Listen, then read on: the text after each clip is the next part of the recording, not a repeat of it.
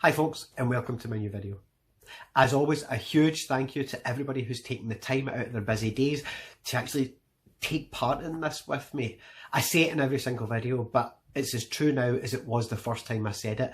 You have no idea how much it means to me that so many people are getting involved, contributing, and just being part of this journey with me. So thank you. And as always, on that, if you are enjoying the videos, please like, subscribe, and hit the bell for me. And lastly, if you know someone out there that might benefit from seeing these videos, please tell them that they're there. My hope is that if somebody sees these videos and notices symptoms in themselves, they do something about it before it gets to the stage that I'm at. So the past week or so has been quite eventful. If you've seen the last video about my bedroom, you'll know that that was huge and it took an awful long time. I've got no problem admitting that put me flat in my back for a couple of days. That was hard work, but so worth it. I'm now very happy to say that I am loving being back in my own bed in my bedroom. I'm sorry it's taken so long to get this video up. I get super excited about the momentum I had and started doing about 4 different projects all at once, and I'll be honest, I get totally confused, muddled, and ended up getting nothing done. So I had to take a step back and start again and work on one thing at a time. One of the things I'm really excited to tell you about is the fact that I've started work on a short film about my depression. It's not going to be me talking to the camera, it's an actual film where I am the subject. I want people to see how I see my depression and maybe how easy it can be to miss the signs. One of the other things I've done is I've spent an awful lot of time educating myself on proper filming and editing and things like that. So you may notice some changes in the actual filming and a lot of the effects that I'm using. I know for a fact I'm going to overuse them at the start, but it's purely because I'm trying to test them to see what ones work and what ones don't. Any suggestions you may have with regards to the filming and how the videos are actually being presented, please stick it in the comments. I would love to hear your feedback. I've also got new software, which means I can do a lot more technical things, so that should help improve the quality. One last thing, you're about to see the new intro I've made to my channel. I showed it to a couple of people prior to putting it in this video and I kept getting the same feedback. So I'm going to explain the concept behind it. I know that sounds pretentious as hell, but everybody said the exact same thing and I do find it funny, but it means the exact opposite of what people are seeing, so I'm going to explain it. You're about to see videos of paths and me walking down the paths, appearing and disappearing on the paths, and then the end, it's me dissolving into dust. But the concept behind it is the sick me walking away, and the disappearing is me ridding myself of all of these negative parts of my life. Can I state categorically it's not me disappearing, it's the bad bits of me. As always, tell me what you think of it in the comments. Apart from that, I'm doing really good just now, and rather than go into it just now, because I do go into it in a lot more detail in the next video, I just wanted to say hi, and that's me back, and here's the next video. Enjoy.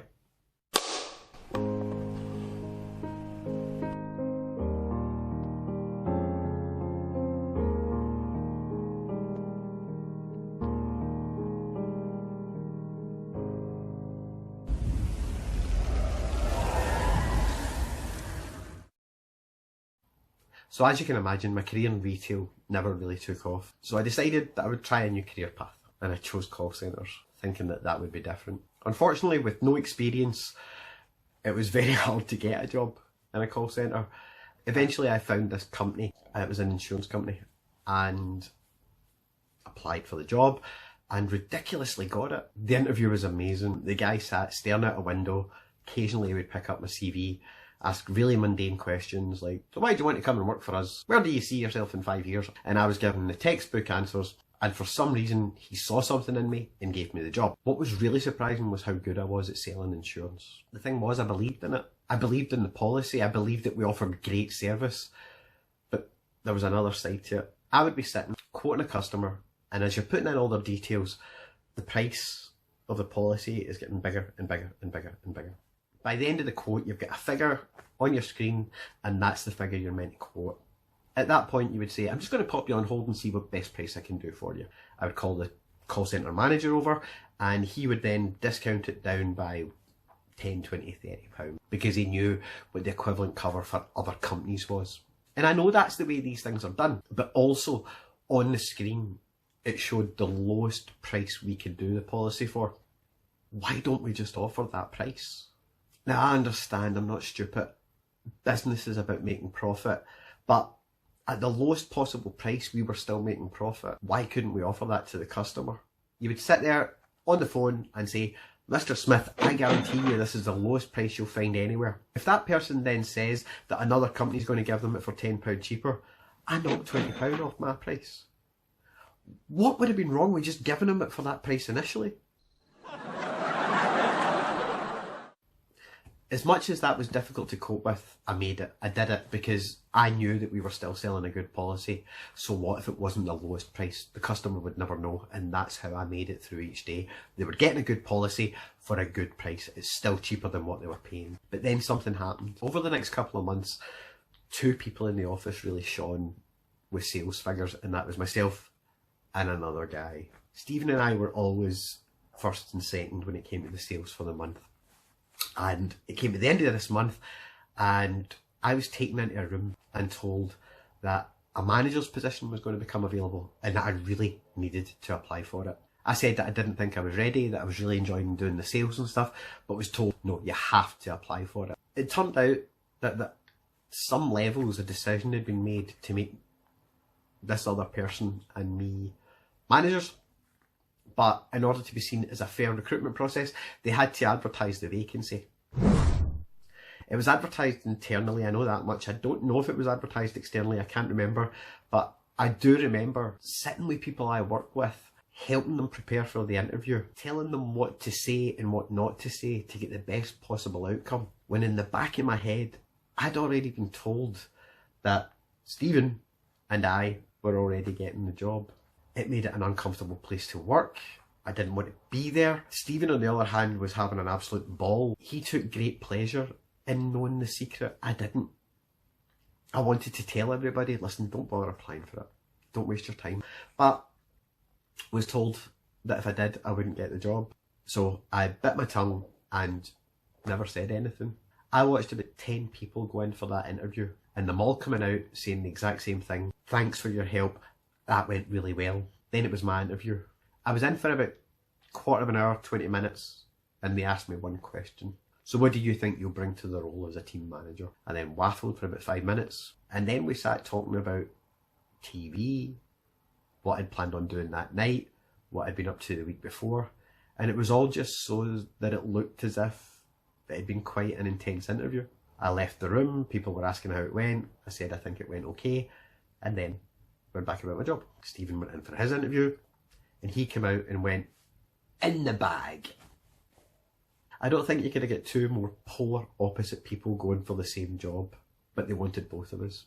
At the end of the day, everybody gets sat down in a conference room and it was announced that it had been a really close run race, but unfortunately there always has to be losers, all your usual nonsense that gets said at these things.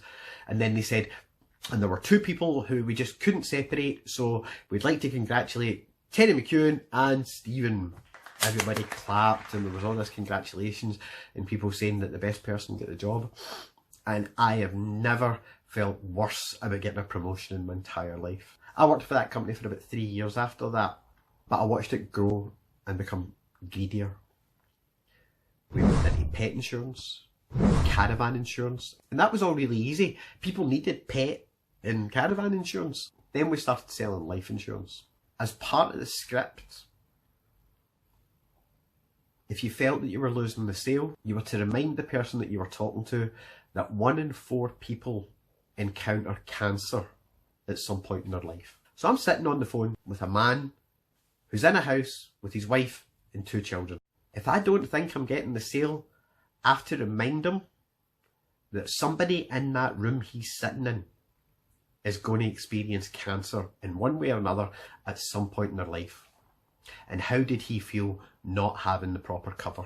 And I couldn't do that. Yet again, another example of being good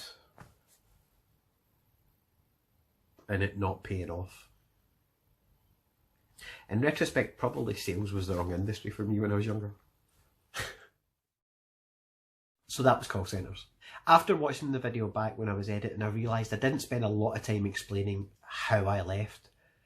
I then spent the next couple of months just applying for every vacancy that came up in Glasgow. I eventually found a job in another call centre and then spent the next 10 years just jumping from call centre to call centre to call centre.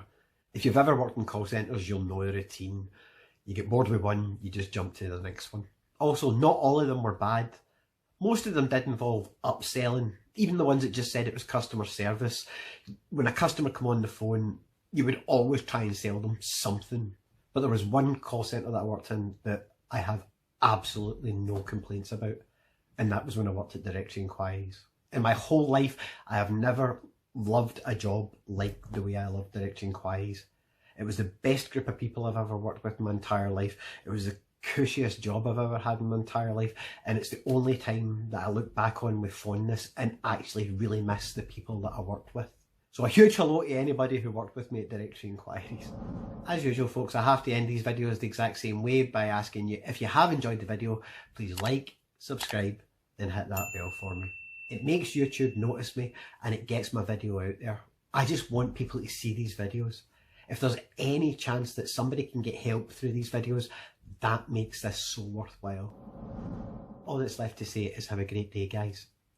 I'm still totally up for these videos. There has been some major developments over the past week and I will talk about that more in the intro to my next video. Just now, it's really important I get back into the swing of things and get the routine sorted. So this video, I don't want to talk about it too much because I go into a lot more detail in the next one. Have a great day, guys. Chat soon.